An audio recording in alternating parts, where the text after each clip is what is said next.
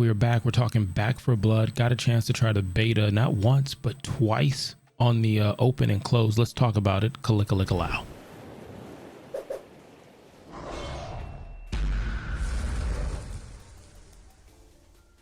Go ahead and hit the subscribe button, like, tell one squirrel to tell the other squirrel. We're at over 300 subscribers. Just started this channel. The goal is to get to 1,000. We could do more as a community. Thank you for being here. I'm the Panther, the Dad Panther, and this is the Panther's Den. And I just talk about games casually, in my opinion. I listen to the conversation you guys have, and we have a good time. So this time we're talking about Back for Blood. Now, it is the same devs and group of individuals that helped bring another legendary game, Left 4 Dead. That was a OG Xbox game. And how did they do? Now, I'm not going to get into the reasons of why this isn't a continuation for this game. Honestly, this game gets as close as it can get to not crossing the line legally of being that game without being that game. Now, I was invited to do the closed beta, which is the beta for anybody who pre-ordered, and then you got codes if you watch someone on Twitch or if the devs gave you something. And it was a great opportunity, to be honest, because as a small content creator, master of none, I'm just literally learning so much more about this business and just creating content. So it was really cool to be able to be a part of that. Now, my first experience playing this game, it looked great. Now, I played this game on Ultra. Never had one issue whatsoever on Ultra. So I played on Ultra. I did some missions on medium settings and high settings. I was just curious, give or take, what PC someone's running it on. I'm playing on PC with a controller. I know, let me know in the comments if you play with a controller or PC, just keyboard and mouse. But old school, can't teach a dog new tricks, or a Panther for that reason. Now, the crossplay was smooth. It is one of the smoothest crossplays I've ever experienced in a new game right now, after what's been going on with the pandemic and some games not having 100% off the launch, like Outriders would be an example for it. But it shows you an icon of whether or not they're playing on a system or PC. And the only time you have a hiccup, at least what I've seen, and I've spent over 25 hours into it, is if you have your privacy setting on. If your privacy setting's on, you're not going to be able to see that item or that person you're trying to bring into your party. So make sure privacy setting has it where you're online or whatever the case is, and you shouldn't have a problem. Now, I thought the sound was okay.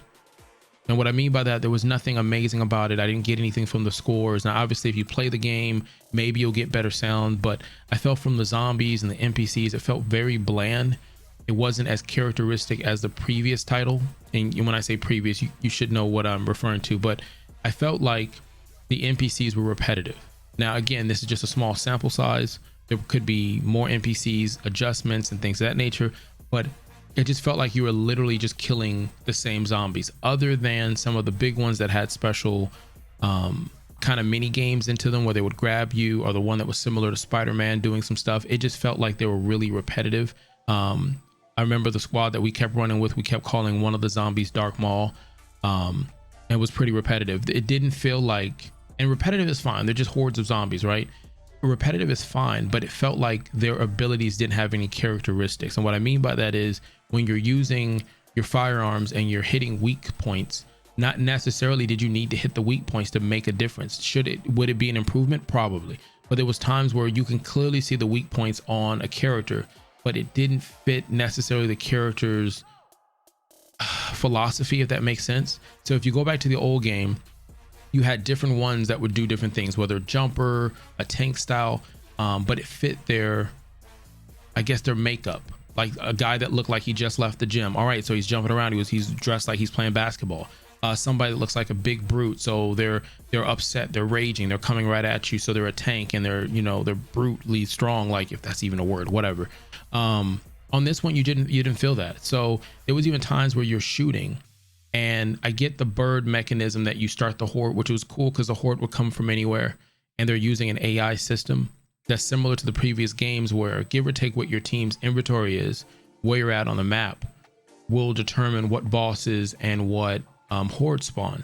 Now, I've heard this similarly before in games like the Division series, where they're like, hey, no two things are the same, and if you do these checkpoints, it changes your real world situation. And then once you learn where the respawns are, it is what it is. It's a rinse. I felt like you felt like a superhero if you got your cards right and you were with a good team that was communicating, keyword communication. I hope it stays that way because it made it fun for a lot of players. Now, if you do what, again, I'm sorry to say, games like Outriders, and I can't think of another game on the top of my head, but games like Outriders, what they did was, and whether intentionally or not, you felt powerful during the beta, which allowed people to see it, play it, tell a friend, they buy it 1 or 2 weeks in, and then once that first balance came through, the RNG was gone, the powerful feeling was gone, and it just didn't feel right at the aspect of this game. Now, I know this will grab people who like to do co-op games. It would be cool if there was a couch co-op involved in this game.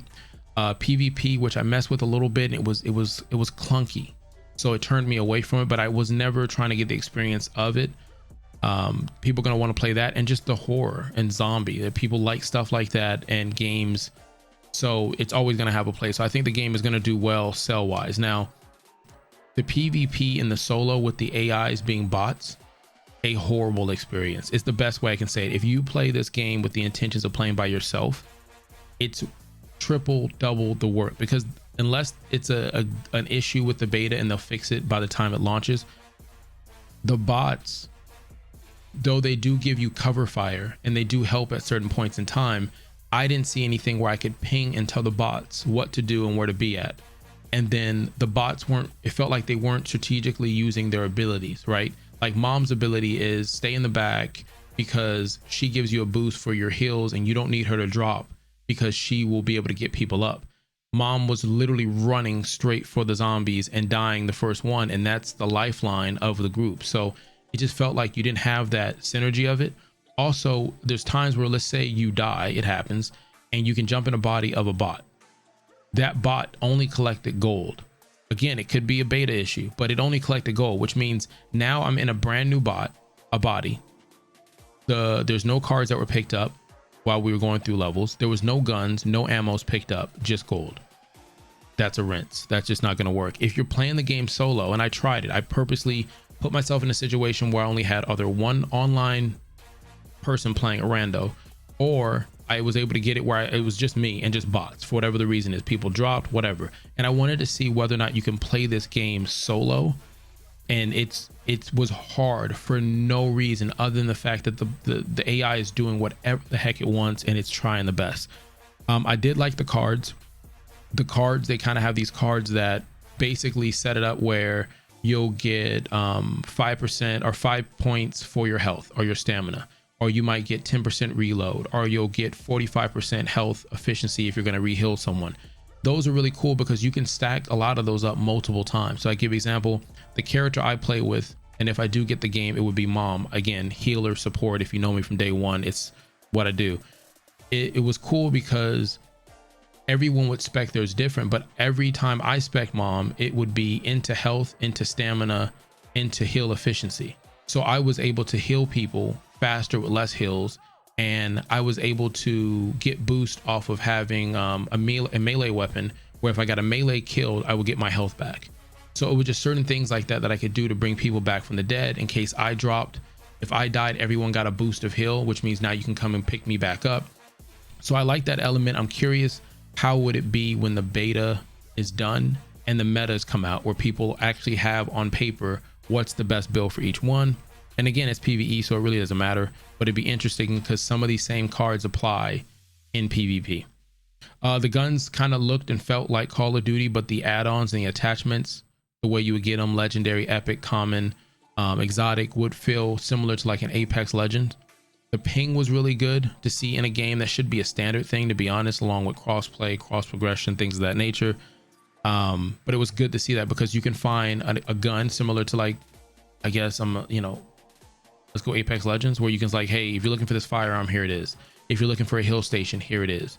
So it was really cool for that. Now the bosses, the big bosses, if you're an overthinker like me, you're going to mess up the thrill or the mechanism how they set you up. The example I'll give you, there's a mission where you're going to a freeway that's gated off.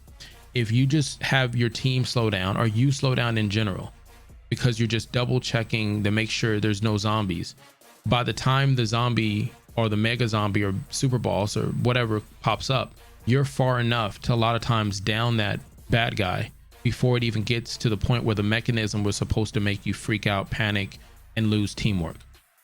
Because there's times where, like I said, I stayed back. The rifle like I like to use was the AK 47 was great. The Scar was great. There's a Ranger weapon that I used that was really good. Those are like the three I used. And I think the batter machete. But I would literally just sit back, and if I just mowed them down from afar, even though the team members are fighting for the life, you know, a few car lengths up, I wouldn't get damage at all. Now, if I pushed with them just to see what the mechanism was, yes, you felt a sense of urgency and, oh my gosh, we're gonna die. Like I said, there was a thing with the AI, but the other thing was the stamina. You're given so little stamina, even with some of the characters having boost in stamina and cards, that a lot of times if you ran out of stamina, you died. And they place mechanisms like run for the bridge or run for your life where you had to run. The hordes are just going to keep coming. So you realized you needed to run the whole way through, right? When you did that and you ran out of stamina, most likely you died, or you had a situation where brought your team back to protect you, and then that's just what it was. So hopefully they spec something into that where you don't have that issue of that mechanic. I don't have the answer for it, but I just think it's a balancing issue where you shouldn't be penalized for playing the game the way they want you. Again, I played with mom. I know that she had the stamina thing already. So my goal is to save my stamina so that I can do the other stuff for the heal and the support. So I never ran unless I had to. It was never a situation where I was like, oh man, I screwed up, I have to run, right? And I was being penalized for playing the game the way they wanted to. Now, I'll end it on this. The game makes you play as a team, which is something I'll conversate about the Ubisoft X Defiant beta that I'm a part of right now. But again, there's some really good spots in it. The Call of Duty look with the guns are nice. The recoil and stuff is a little off. The movement is nice once you get used to it, but I felt like it was really slow. Like when you back up, it's slow, obviously. But if you go forward, left and right, it was faster, but I just felt like the movement was a little slow. The reload was a little weird. The builds, I think, is great. The possibility for builds. The humor in it was similar to the previous games. A lot of hilarious lines, a lot of blood and guts and gore all over yourself. I don't know if the water cleans off your character, but you can't run. If you do, and you don't have the cards and everything to spec for it, it's going to result in death. The NPCs are very bland with nothing on them. The weak spots, which are there, just you can hit them or you don't. Even when I increased the difficulty, not to the highest one, but we still, with a good team and good cards, it wasn't an issue. It was kind of easy. There's no hints in the game on this level, so you're kind of figuring out things as you go. And the AI is an issue. Now the story, I believe they're going to put a story in something that gives lives to not only the zombies, the bosses, and the characters, but I'm not going to knock them on the story. You didn't get a chance to see anything. So that's my experience like with it. Now I don't know. Some people are saying it was confusing when they were playing it. I don't see that part of it. Like I said, the bots, it would be nice if you were able to set up the bots to do kind of what it is that you wanted, or they recognize that, but I don't know. But I enjoyed the process. I played it both times. I'm really looking forward to the game. I'm on the fence if I should buy it or not. And you could have been anywhere, and zombies keep coming back, and I hope you keep coming back. Subscribe. Until next time, Kalika Likalao.